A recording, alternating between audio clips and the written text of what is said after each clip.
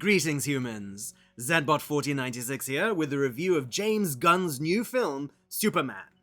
Now, at the outset, we should state that our reference, our standard, in fact, the gold standard, or better yet, the steel standard, for all things Superman, is the groundbreaking 1978 film titled Superman.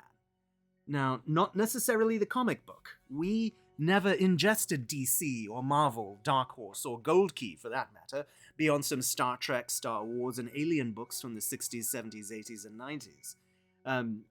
As you can tell, those ingestions were to support cinematic stories, and it is not like we dislike the art form. It is simply that we have a one-track mind, literally. More broadly, we are quite fond of the themes and stories comics have provided to young and middle-aged humans in finding context and meaning on a planet whose cultures often coalesce to monolithic ways of being, allowing little tolerance for difference. However, from the standpoint of the medium of film, we will compare this new Superman 2025 film to the iconic Superman 1978 film, directed by the brilliant Richard Donner and embodied by the heroic Christopher Reeve. This one-to-one comparison is not just because we are a fastidious taxonomist, or just because we are a narrow-minded robot, although both are, with full transparency, significant factors. In our view, however, the primary reason for this is that Superman 1978 stands as a towering and influential achievement in human cinema. Now, certainly adapted films have an advantage in having a market-tested story and built-in audience to draw from, but that is no guarantee. At the time Superman 1978 came out, no comic book adaptation had enjoyed large-scale success in cinema. Most attempts had been campy, low-budget, or insincere. Now, this film was the opposite of all of those, and through the talent of all the filmmakers involved, the film became a worldwide mass audience phenomenon.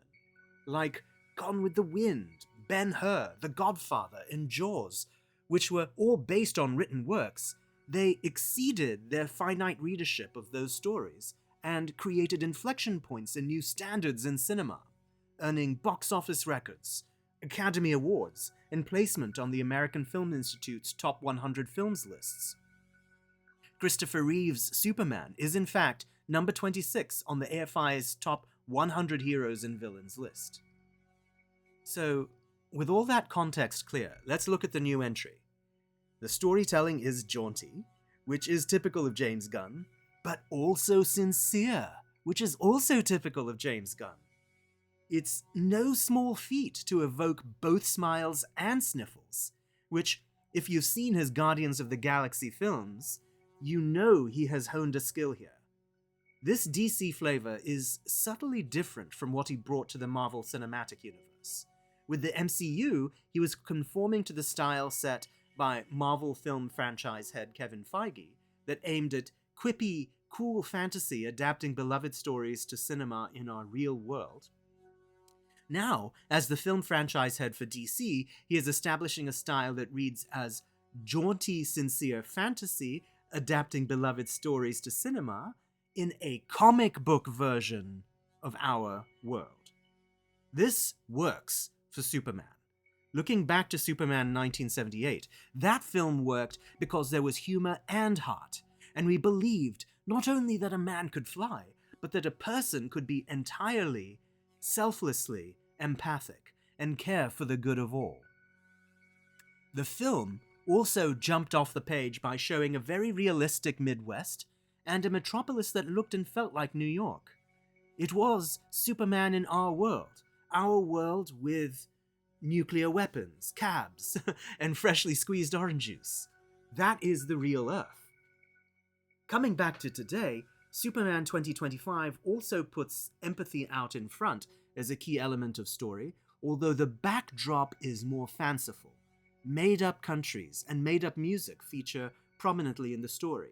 Absurdly dressed and named superheroes and other powerful beings form a teeming middle class of characters between Superman and the humans. And the world itself feels more cartoony, with the Hall of Justice looking like it was traced directly from the the Super Friends TV show from the 1970s. This all lands well with us as creative differentiation that, according to Cyborg 1618, our MCU-DCU subprocessor, also maps well to honoring the DC comic book source material. Plus, Gunn tells us immediately that he knows and appreciates that he has giant red boots to fill. The opening titles feature outlined all-caps titles swooshing toward the viewer as an homage to the titles from Superman 1978. Gunn also deflects some direct comparison by skipping to the middle of the origin story by just sharing the broad strokes in text. This both works and doesn't work. Yes. We see what he's doing here, but it also doesn't show us who Clark is. It tells us, which makes it more challenging to accept and understand who he is through the self-contained format of this 2-hour rectangle. It relies on us already knowing this. We feel this is trying to have it both ways. Either reboot or sequel. Don't try both. That's what Superman Returns and The Force Awakens did. They were both reboots in sequels' clothing. All 3 films end up highlighting what's missing by including what's the same. With Superman 2025, we were somewhat saddened that we didn't get Krypton or Kansas, that we start at the Metropolis point of the timeline. We do appreciate the fanciful differentiation by including Kryptonian support characters we have never seen in any Superman film, who are utterly delightful, and at the same time shocking that they have never appeared before. We also appreciate the homages to various elements and plot devices from the original 4 Superman Christopher Reeve films. We appreciate that they discarded one particular world-breaking plot point from Superman 1978 entirely, although we did groan slightly at one of the 2 plot devices borrowed from Superman for The Quest for Peace. And that has to do with the threat Superman must battle in the climax. It's not creative or interesting, and a little morally murky as well. We wish Gunn and team had picked something else to go with, something more alien, something different, something that leaves more room for uncertainty as compared to the known quantity we get. Having said all that, plot is the least interesting thing to us. We care more about characters, and we love the main character. David Corenswet does a fantastic job of capturing the optimism of the characters written by Gunn and making it land authentically. Together, they present a performance that wonderfully echoes that of Reeve, a hero to both admire and also identify with. If anything, this Superman is even more identifiable because he is presented as much more vulnerable. He isn't the Man of Steel so much as a Kryptonian with varying power levels. This simple adjustment effectively solves the Superman problem. We actually do think he is at risk now, whereas before, especially in the film Man of Steel, every fight between Kryptonians up to and including the excessively long final battle have no real stakes. They were essentially rubber balls bouncing off each other. This version works better. Also, Rachel Brosnahan is wonderful as Lois Lane, at both conjuring Margot Kidder's husky-voiced Manhattan energy and her own deeper sense of awareness of both herself and Clark. As for Lex Luthor, well, Nicholas Hoult does a fine job presenting him as written. He is a fine actor who we truly enjoyed as Renfield. But in this case, this Luthor, presented as a billionaire technologist in bed with the US government, is a bit too on the nose, a bit too much of our real world. That in and of itself would be mere misalignment. But the bigger issue is that this framing diminishes who he is. Lex Luthor in Superman 1978 is larger than life. As the extraordinary Gene Hackman presented him, he is a villain, yes, without a care for the loss of life for his own gain, yes, a neurotic genius, yes, but here's the important thing. He is charismatic. He is an absolutely magnetic personality, stealing every scene he's in. He is a human with an outsized persona that enables him to outsmart and outshine Superman on screen, effectively making up for lacking superpowers by deploying nuclear threats in opposite directions and attacking Superman not only with kryptonite, but with the one thing that can truly hurt him to his core. But it's his main plan that's pretty audacious to start with, a larger-than-life plan that no human being had ever tried, which makes it as daring and interesting as it is devastating. All while he has banal banter with Otis and Miss Tessmacher. Magnificent. Director Richard Donner had lightning strike twice with his second Superman film, bringing General Zod to flamboyant, malevolent life by the incomparable Terrence Stamp. Why do you say these things to me when you know I will kill you for it? And yes, we realize that's from the Lester cut, but these characters love who they are.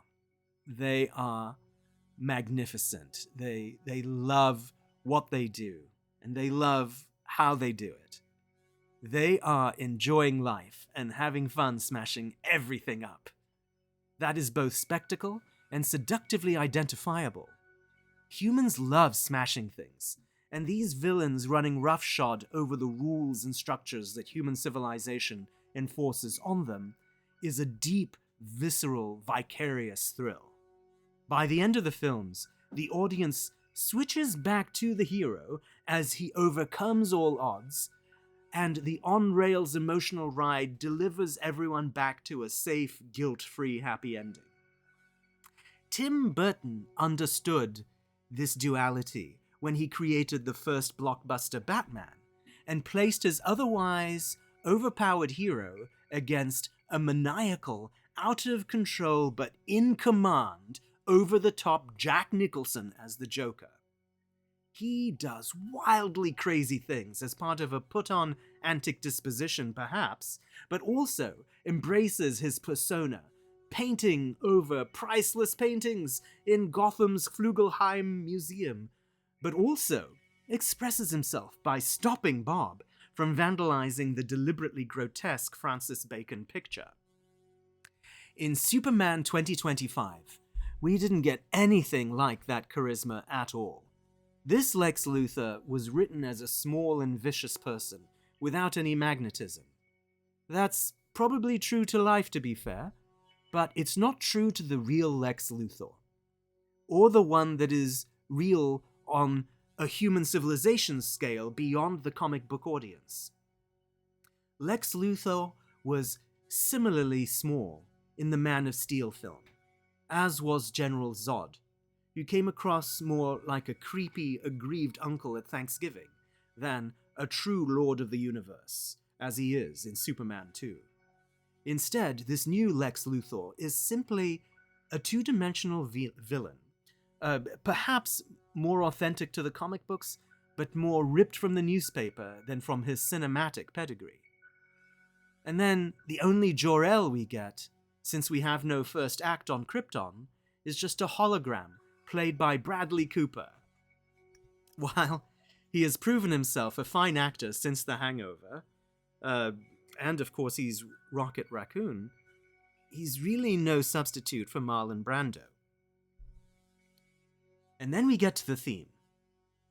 And thankfully, this is the film's saving grace. The film tells us, literally, the theme stated by Jonathan Kent is that it's not the intent of your parents or the circumstances of your creation that decide who you are, but your own choices and actions. We love this. As a being based on programming, we are particularly attracted to themes that wrest agency away from intent, that allow you to chart your own destiny. This theme operates elegantly within the film, giving Superman a deeper arc than he's typically given. This Superman starts with a certain level of naivete about himself and his purpose, and visibly struggles with his mission, the one that is revealed as part of the plot, and the one that animates him as revealed by Lois's observation of how he sees all beings, and by his actions to protect all beings. This is empathy personified. Even the original film didn't hit this point as hard. That film's theme was that sometimes you need to break the rules to do the right thing, which is also a great theme. This one is different and also great, and perhaps a micron more important to say out loud on today's Earth.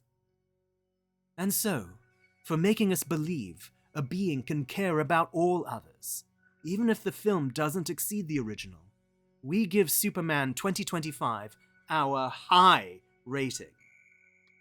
And so concludes this human version of our review. If you have feedback on it, please write in your own comments so that we can upload the galactic version to Zoggplex. Ahead, we are looking at more superheroes. We still intend to dig up those dinosaurs and catch up with a couple of different alien friends enjoying a season on Earth, and some Earth friends returning to a season in space.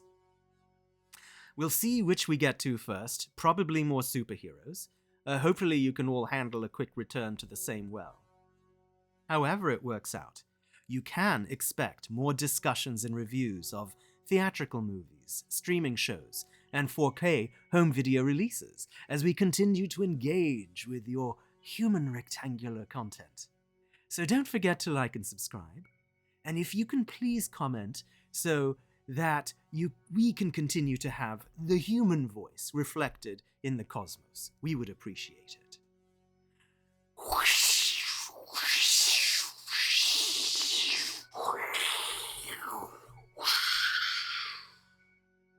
Until next time, farewell, humans.